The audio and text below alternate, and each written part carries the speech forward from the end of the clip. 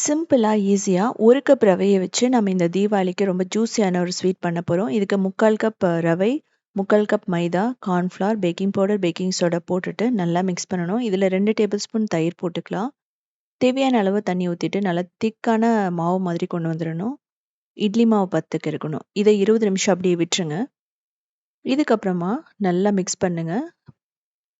Mix பண்ணதுக்கப்புறமா ஒரு piping பேக்லயோ, இல்ல பால் கவர்லயோ போட்டுட்டு நம்ம டைரக்ட்டா ஆயில்ல ஃப்ரை பண்ண போறோம்.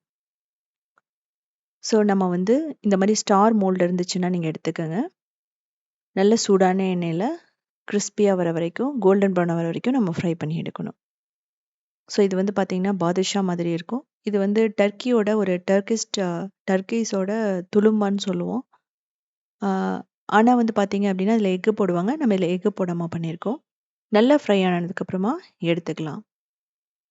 இதுக்கப்புறமா சுகர் சிரப் ரெடி பண்ணணும். 1/2 கப் தண்ணி, 1 கப் சுகர் போட்டுட்டு, நம்ம ஸ்டிக்கி கன்சிஸ்டன்சி வரணும். ஒரு 5 நிமிஷம் கொதிக்க விட்டா போதும்.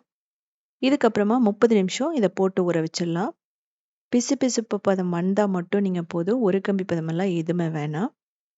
30 நிமிஷத்துலேருந்து 1 மணி நேரம் விட்டுட்டீங்க அப்படின்னா, நல்ல ஜூஸ் அப்சர்வ் பண்ணிக்கும். ஸோ நம்ம சாப்பிட்ற தேன் மிட்டாய் மாதிரி இருக்கும். அவ்ளோ டேஸ்ட்டா இருக்கும். ஸோ இந்த தீபாவளிக்கு புதுசா ரொம்ப ரொம்ப டேஸ்ட்டா ஒரு ஸ்வீட் பண்ணி பாருங்க. ஸோ பண்ணிட்டு கமெண்ட் பண்ணுங்க.